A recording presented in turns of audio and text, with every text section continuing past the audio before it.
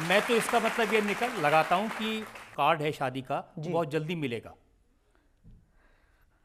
पहले अस्पताल का उद्घाटन का निमंत्रण मिलेगा, इसके बाद भी। आप जो इतने आड़े तिरछे कपड़े पहनते हैं, इतने रंगीन कपड़े पहनते हैं, तो आपका फैशन डिजाइनर कौन है? आपको कपड़ों से दिक्कत है? आपको इतने बयान, हमने इतने सुविचार, इतने सदविचार, इतनी कथाएं, इन सबको नहीं देखा, वस्त्रों को ही देख पाए। कोई वेशभूषा बहुत जरूरी है, वेशभूषा से जीवन परिवर्तित होता है, वेशभूषा का बड़ा प्रभाव होता है। और हम तो ये भी कहेंगे युवान बच्चों को सप्ताह में एक दिन भारतीय वेशभूषा को पहनना चाहिए। और हम जिस भारत में रहते हैं, हमको कई बार उन बच्चों पे बहुत तरस आता है कि इंग्लैंड के कपड़ों के इंग्लैंड के झंडा वाला टी शर्ट पहन करके आ जाते, फलाने देश की झंडा वाला टी शर्ट पहन के, जिनके पूर्वजों ने हमारे देश में राज किया, उनके फ्लैग की टी शर्ट पहन करके आ जाते और अपने तिरंगा पहनने में शर्म आती है लोगों को।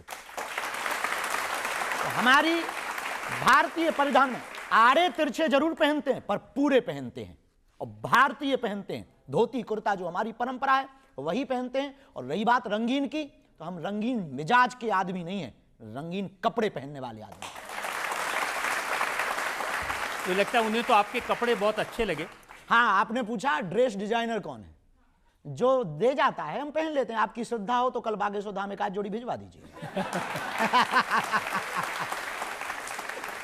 सिर्फ कपड़े नहीं, आपकी जो गालियां हैं वो भी एक स्टाइल की होती हैं। अब ठठरी के बरे, नकट्टा, मूसरचंद, ये कहाँ से लाते हैं? गांव के आदमी हैं, गांव में तो यही चलती है। अब यहाँ हमारे यहाँ अंग्रेजी तो चलती नहीं थी, तो हमारे यहाँ माताएं जब नाराज होती हैं तो ये गालियां नहीं है, आशीर्वाद है। अब इसका मतलब क्या है? जैसे नखटा, मूसरचंद, इनका मतलब क्या है? मतलब ना पूछो। थोड़ी हमको अभी भारत में घूमना भी है, कहीं पर किसी का दिमाग खराब हो जाए, हम कह दें नकटा, उसे अर्थ पता हो जाए तो आफत हो जाएगी हमको। तो इतने में ही रहे, कुछ राज ही रहने चाहिए। हाँ, तो एक सवाल और सकते हैं जी। मेरा आपसे सवाल ये है कि आपके चेहरे पर जो लाली है, जो ग्लो है, आखिर उसका राज क्या है?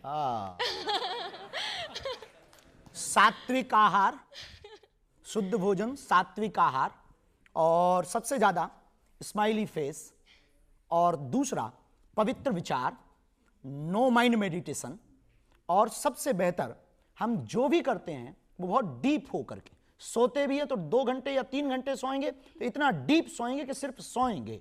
भोजन करेंगे तो सिर्फ भोजन करेंगे, डीप हो करके।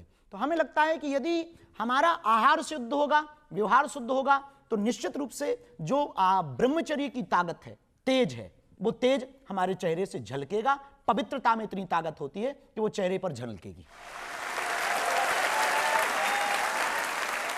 हाल ही में आपकी माँ राष्ट्रपति द्रौपदी मुर्मू जी से मिली थी, अब बातचीत हुई इन दोनों के बीच, कुछ बताया उन्होंने आपको कि क्या बातचीत हुई? नहीं, हम वहीं थे और बड़ी अद्भुत हुई। अच्छा, हम लोग गांव के लोग हैं और सीधे साधे, हमारी माँ भी बहुत सीधी है, पढ़ी लिखी नहीं है, पर माँ तो माँ होती है, कैसी भी हो माँ तो माँ होती है। तो बहुत साधारण है और उन्होंने बहुत संघर्ष झेला। उन्होंने मुस्कुराना हमको माँ ने सिखाया। तो राष्ट्रपति जी जब 26 फरवरी को धाम पर बालाजी के दर्शन कर रही थी तो हवन करने पहुंची महामहिम राष्ट्रपति महोदया। तो उन्होंने कहा कि आपकी माताजी कहाँ हैं? तो हमने कहा कि हमको संकेत नहीं मिले और कोई खबर नहीं मिली। तो माताजी हैं तो यहीं गांव में ही, पर वो प्रोटोकॉल के कारण पुलिस बहुत लगी तो आ नहीं पाई। तो बोले बुलवाओ और हमको मिलना है, वो ऐसी माँ के दर्शन करना, उनके ऐसे शब्द थे। और प्रधानमंत्री जी भी मिले। हमने कहा जी। तो हमने वहाँ एसपी महोदय थे, तो उनसे कहा कि हमारी माताजी को अंदर आ जाने दो, उनको बुला लो। तो फिर अंदर आई माताजी। तो ग्रीन रूम जहाँ बना था वहाँ मिली। तो राष्ट्रपति महोदया, हम भी थे साथ में। तो हमने माताजी को समझाया भी कि उनकी आदत है कि कोई भी प्रणाम करे तो वो सिर पे हाथ रख देती हैं। तो हमने उनको समझाया कि ये महामहिम राष्ट्रपति महोदय देश के प्रथम नागरिक हैं, इसलिए ऐसे ही दूर से ही हाथ जोड़ रही। अब वो तो भोली भाली सीधी। जैसे ही राष्ट्रपति जी मिली तो बोले आप बहुत भाग्यशाली हो। राष्ट्रपति महोदया ने कहा आप बहुत भाग्यशाली हो, ऐसा बेटा पाया है, इतनी कन्याओं का घर बसा रहा, इतनी बेटियों का धर्म पिता बना, आप बहुत भाग्यशाली हो, आपको हम देख करके बहुत खुश हुए हैं। तो दोनों लोग गले मिली और जैसे ही उन्होंने ऐसी बातें कहीं सो माता जी हमारी भूल गई। उन्होंने तुरंत सिर पे हाथ धर के कह दिया और ऊंचे पद पे जा।